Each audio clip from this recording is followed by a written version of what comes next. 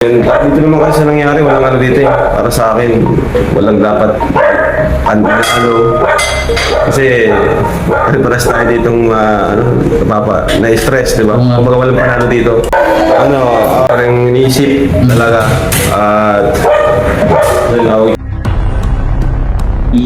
Yo guys! Magandang araw, magandang gabi mga kalingap.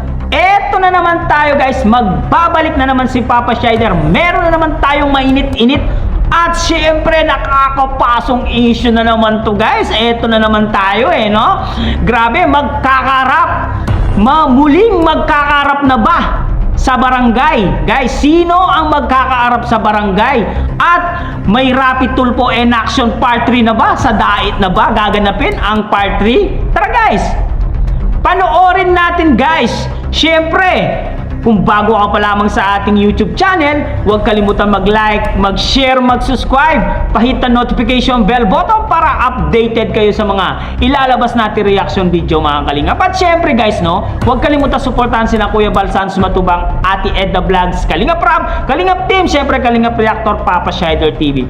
Itong video ito ay credit to the owner, Kalingap Kale. Supportan po natin, like and share ang kanyang mga video guys, At wag na natin patagalin to guys. Sino? Totoo kaya to guys na magkakaharap na sila sa barangay? Panoorin na natin to guys.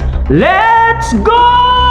Nga po ang harapan sa barangay, at lalo pa kasama dyan ang Rafi Tulfo in action. Yan nga po ay magiging content nila, magiging vlog nila ng Rafi Tulfo in action. Sasamahan nila ang pamilya ni Viancy sa barangay, maghaharap-harap kasama sina Kuya Val, and of course na doon din sina Kalingap Rob. At ano na nga ba ang kaganapan, ano na nga ba ang mangyayari, guys. So sa pagkakataong ito, talagang patindi ng patindi ang kaganapan na tumatapang talaga si Dalaga. Guys, sa totoo lang, hindi ko alam kung totoo ito, May nakita tayong post kung saan ay nag-comment si Viancy official. Nakita natin to sa isang vlog, ni Papa Shider. So nag-comment doon na hindi tayo sure kung talagang si Viancy itong nag-comment, pero matapang guys ang pagka-comment niya dito, hindi talaga kayo titigil hanggat walang nakukulong sa inyo.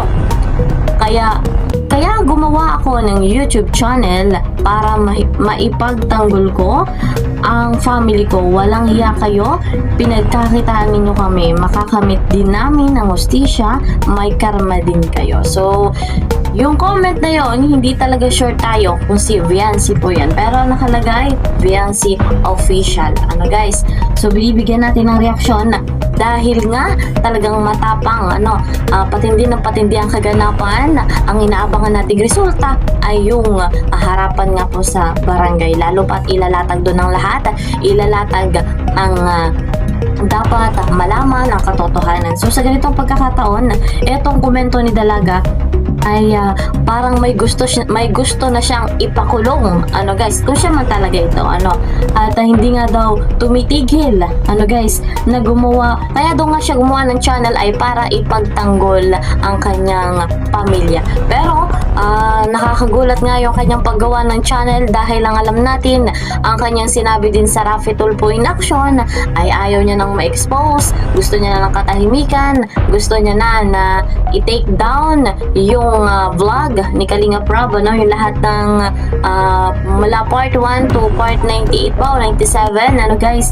So doon ay gusto niya nang mabura, gusto niya na ng kapayapaan. Pero gumawa siya ng channel para nga daw po ipagtanggol ang kanyang pamilya. So sa ganung pagkakataon, hindi po magiging maayos ang daloy dahil mas lalo lamang siyang mababash.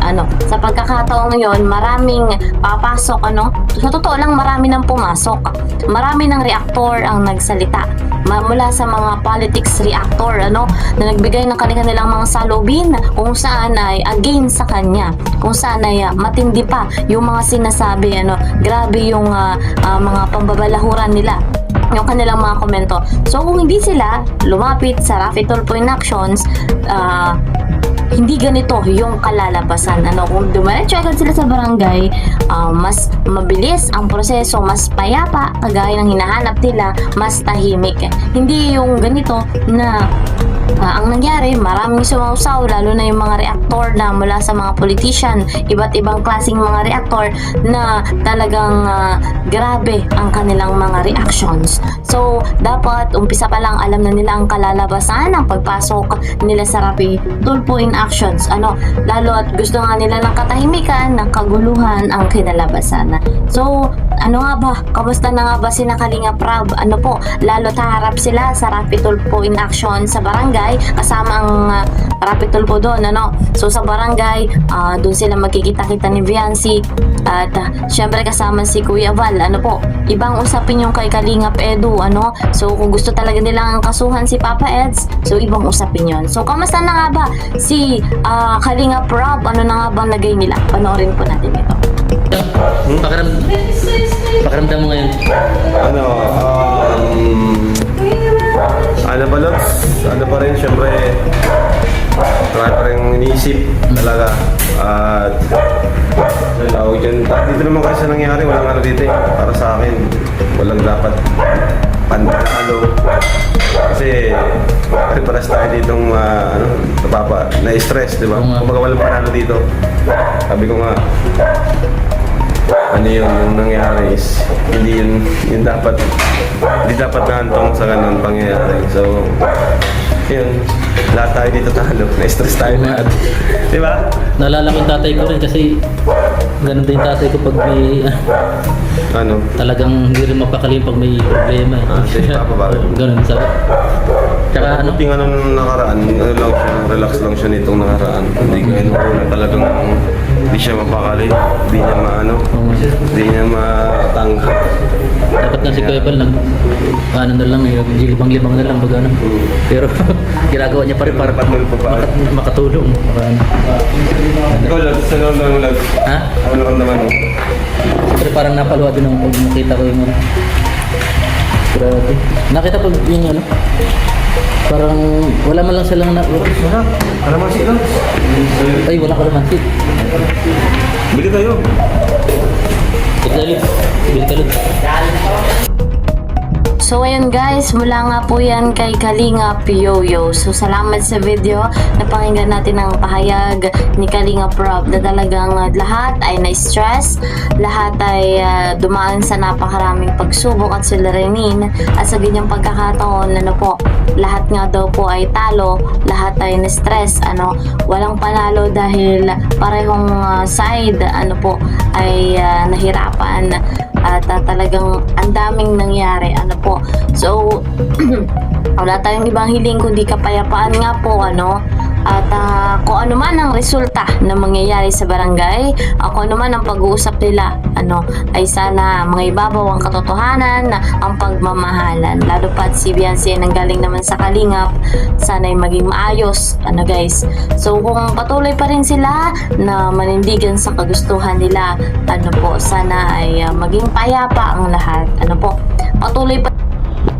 At yun nga guys, narinig natin si Kalinga Prab dito na sinabi niya na sa nangyari po sa kaguluhan na ito ay marami ang nadamay, syempre marami din ang naperwisyo dito, syempre walang nanalo, puro talo po ang nasa paligid ng Kalingap, di ba? Kaya wala na tayong diyan, magagawa kung hindi trust the process na lang tayo na yan, hintayin na lang natin na magkabaranggayan para malinawagan natin ang lahat. Kung sa barangay sana nila ito tama yung sinabi ni Kalingap Kale. Kung sa barangay nila inumpisan tong reklamo na to, sana hindi po siya aabot ng part 2 sa Rapi Tulfo in action. Kasi parang lumipad sila no? Kagad silang lumipad, pero yung Rapi Tulfo in action, idadala pa rin sila sa barangay, di ba? Ito nga yung sinasabi nila di ba? Nagpa-Rapi Tulfo in action sila kagad, pero yung Rapi Tulfo in action, dadalhin pa rin sila sa mismong barangay kung saan nagkaroon ng issue, di ba? Ganun yun. Pero kung hindi kayo nagpa-Rapi Tulfo in action at inayos nyo lang sa barangay ito, di sana walang bashing na nagaganap, walang isyung nagaganap. Nagmamagaling kasi kayo.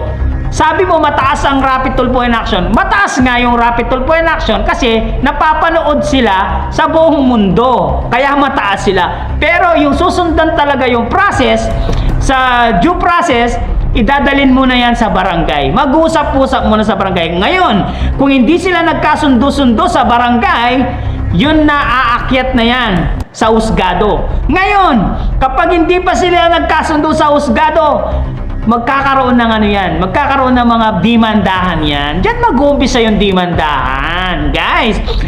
Dapat inalam nyo muna yung resa-resa, yung mangyayari bago kayo pumunta sa rapid tulpo in action. Minsan-minsan naman kasi paganahin din natin yung ating mga konting mga utak para hindi tayo napapahamak bandang uli, di ba?